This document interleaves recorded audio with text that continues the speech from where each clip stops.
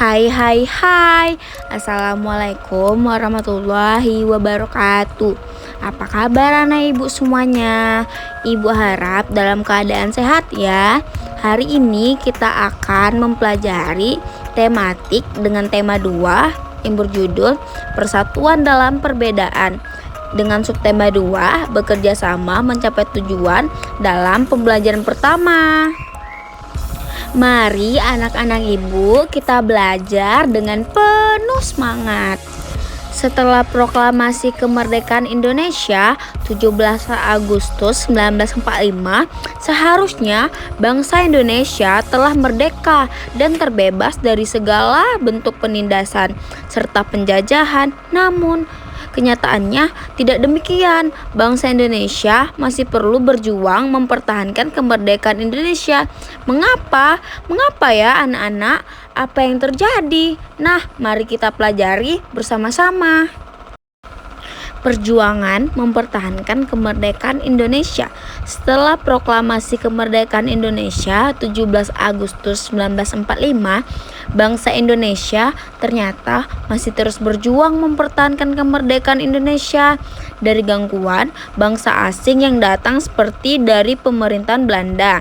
Pasukan Belanda kembali datang ke tanah air. Kedatangan ini disambut dengan berbagai bentuk perlawanan oleh bangsa Indonesia, sehingga sejak tahun 1945 sampai 1950 telah terjadi berbagai macam pertempuran di berbagai daerah antara pihak Indonesia dengan pihak Belanda yang dibantu oleh pasukan Inggris.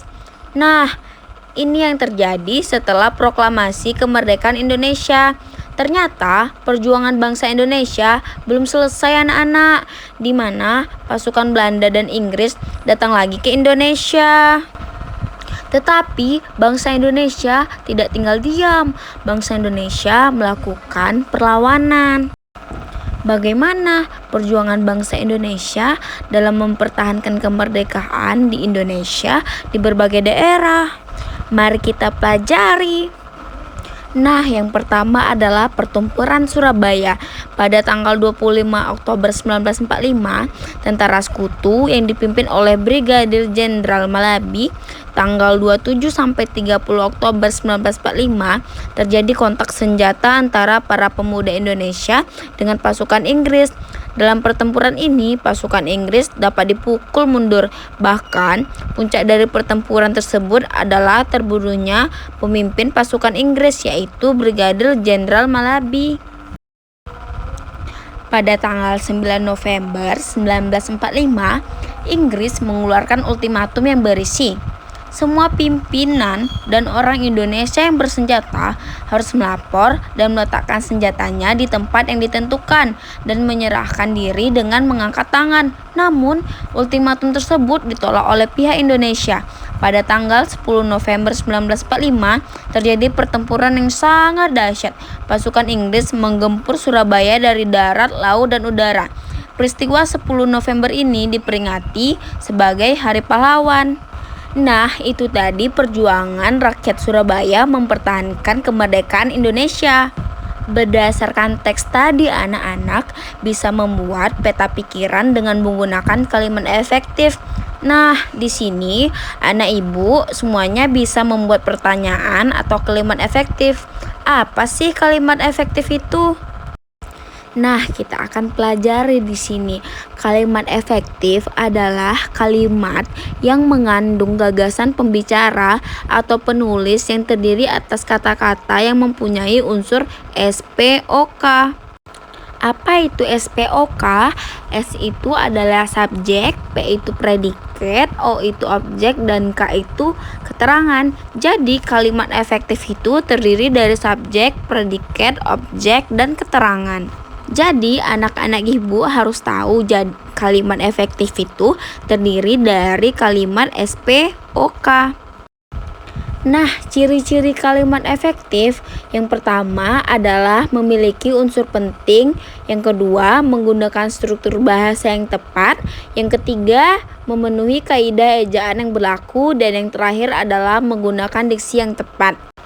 Ya, contohnya tadi Brigjen Malabi memimpin pasukan tentara Inggris untuk melawan Indonesia. Nah, di sana tadi itu telah mengandung unsur SPOK, yaitu subjek, predikat, objek, dan keterangan.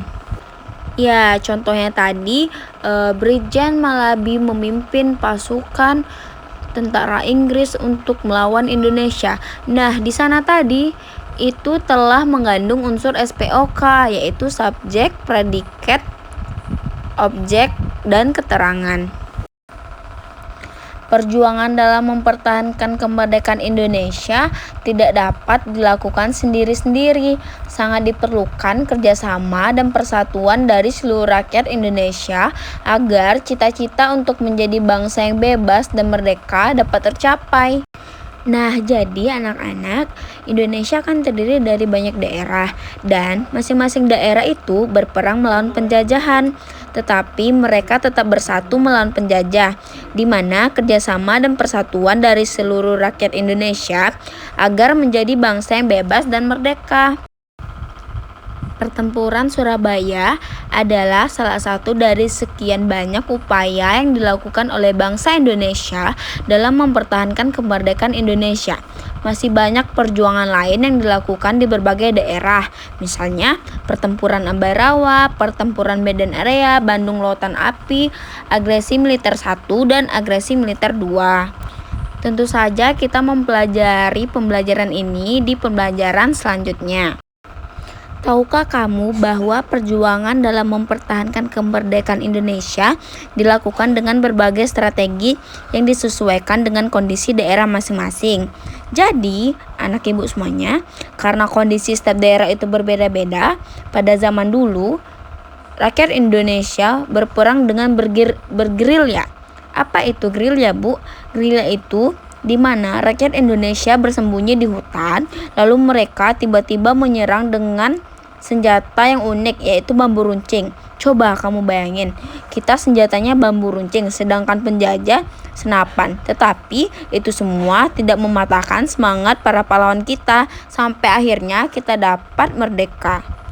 Selain itu, persatuan dan kesatuan merupakan hal yang sangat penting dalam mempertahankan kemerdekaan dan keutuhan Negara Kesatuan Republik Indonesia. Jadi anak-anak ibu semuanya, saat kalian sudah tahu sejarahnya, tugas kamu adalah menjaga kesatuan dan persatuan agar kita dapat mempertahankan kemerdekaan kita. Nah, setelah belajar tentang sejarah perjuangan mempertahankan kemerdekaan, sekarang kita akan mempelajari tentang cara hewan menyesuaikan diri dengan lingkungan tempat tinggalnya. Apakah kamu pernah mengamati ayam, bebek, ikan, dan cicak? Nah, ibu sediakan gambar ayam, bebek, ikan, dan cicak berikut ini.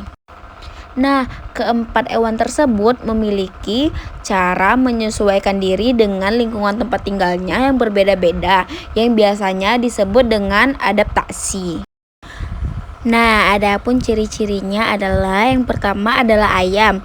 Ciri-cirinya adalah memiliki bulu, memiliki paruh runcing, berkaki dua, bersayap, dan berkembang biak dengan bertelur. Ciri-ciri habitatnya adalah daratan yang lapang seperti perkarangan belakang rumah. Yang kedua adalah ikan. Ciri-cirinya bernapas dengan insang, berdarah dingin, memiliki sepasang sirip, tubuhnya ditutupi sisi, tetapi tergantung spesies. Berkembang biak dengan cara ovipar atau ovovivipar, di mana habitatnya adalah perairan air tawar atau air asin.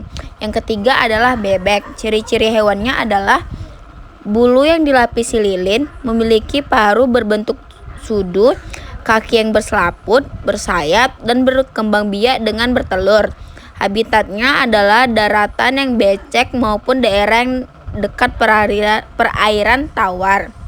Yang terakhir adalah cicak, di mana memiliki semacam perekat pada telapak kakinya, memiliki ekor yang bisa putus ketika terancam, memiliki 4 kaki, umumnya berwarna krim, dan berkembang biak dengan bertelur, di mana hidup di permukaan vertikal yaitu tembok maupun di permukaan horizontal seperti atap rumah.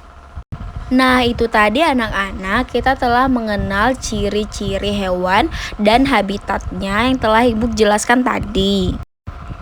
Tuhan menciptakan makhluk hidup dengan segala keunikan dan keistimewaannya, tidak terkecuali hewan.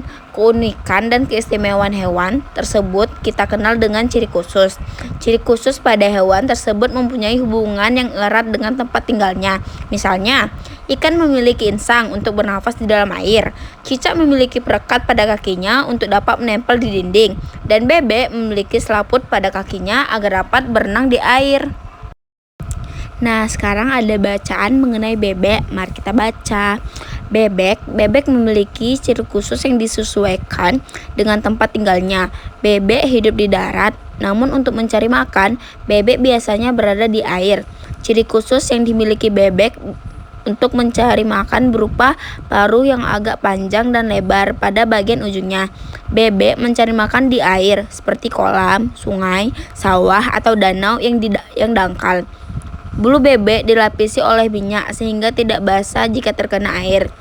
Ketika bebek keluar dari air dan berada di darat, bebek biasanya mengibas-ibaskan bulunya sehingga air yang menempel di tubuhnya keluar. Apa yang akan terjadi jika bulu bebek tidak dilapisi minyak dan air menyerap ke tubuhnya? Ya, pastinya bebek akan tenggelam ya anak-anak. Selain itu, bebek juga memiliki ciri khusus lainnya, yaitu selaput pada kakinya. Selaput tersebut digunakan untuk berenang. Nah, itu tadi bacaan tentang ciri khusus hewan bebek. Demikian anak-anak Ibu semuanya, pembahasan kita mengenai tema 2, persatuan dalam perbedaan, kelas 6, subtema 2, bekerja sama mencapai tujuan pembelajaran. Semoga apa yang kita pelajari tadi dapat bermanfaat bagi kehidupan kita semua. Ibu akhiri, Assalamualaikum warahmatullahi wabarakatuh.